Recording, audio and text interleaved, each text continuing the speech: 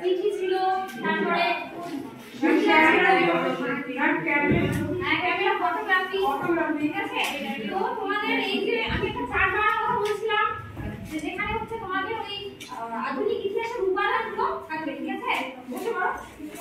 তো সেই নিয়ে আমি একটা তোমাদের দেখাবো আজকে। এখানে হচ্ছে তোমাদের ভারতের আধুনিক কালের ইতিহাসের যে সমস্ত উপাদান আছে, যেগুলো থেকে আমরা ইতিহাসের সম্পর্কে জানতে পারবো, ঠিক আছে। এগুলো হচ্ছে সব আধুনিক যুগের। যদি আমরা পুরনো যুগের কথা বলি, তাহলে পুরনো যুগে কিন্তু এত কিছু ছিল না, স্থাপত্য ভাস্কর্য, কোনো পুরনো পাথরে না লেখা, এগুলো ছিল যেগুলো থেকে আমরা ইতিহাস জানতে পারতাম। কিন্তু আধুনিক কালে ইতিহাস জানার জন্য এই সমস্ত জিনিস এসেছে, ঠিক আছে। যেমন আমরা বলছিলাম ফটোগ্রাফি, সবাই দেখতে পাচ্ছ, ঠিক আছে। সবাই দেখতে পাচ্ছ এখানে কি কি আছে, দেখা যাচ্ছে কি কি আছে, বলো তো। মুদ্রা আছে। আচ্ছা, এই ছবিটা যদি বলি, এটা হচ্ছে একটা ডাক টিকিট, ঠিক আছে। আগের যুগে চিঠির জন্য, চিঠি পাঠানোর জন্য যে ডাক টিকিটগুলো দরকার পড়ে, এখনো দেখছি আমরা। তো আগের যুগে এরকম ছিল। তারপর এটা হচ্ছে আগের যুগের একটা সংবাদপত্র, ঠিক আছে।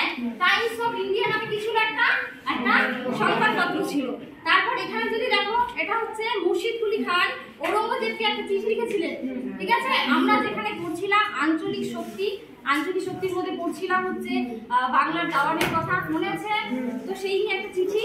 আর এই দুটো ছবি দেখতে পাচ্ছ, যে ফটোগ্রাফি, ঠিক আছে। ফটোগ্রাফি দুটো, এই দুটো হচ্ছে সেই ফটোগ্রাফি দুটো উদাহরণ।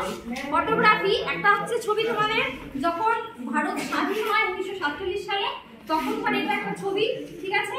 আর এই যে ছবিটা আছে, সেটা হচ্ছে একটা ব্রাহ্মণ পরিবারের। তো এই দুটো ছবি, যে অতীতকার পুরোনো দিনের, এই দুটো ছবি আমরা কিভাবে পেলাম? ফটোগ্রাফি থাকলে না হলে পাঠতে পারতাম কি? দেখতে পারতাম না। তো এই যে ভারত যখন স্বাধীন হলো, তখন তারা কিভাবে আনন্দ উৎসব করছিল, সেটার একটা ছবি, সেটা কার জন্য সম্ভব হয়েছে? এই ফটোগ্রাফির জন্য। তো এগুলো সব কি হচ্ছে? ইতিহাসের উপাদান, ঠিক আছে। এগুলো সবকিছু থেকে আমরা কি নতুন যুগের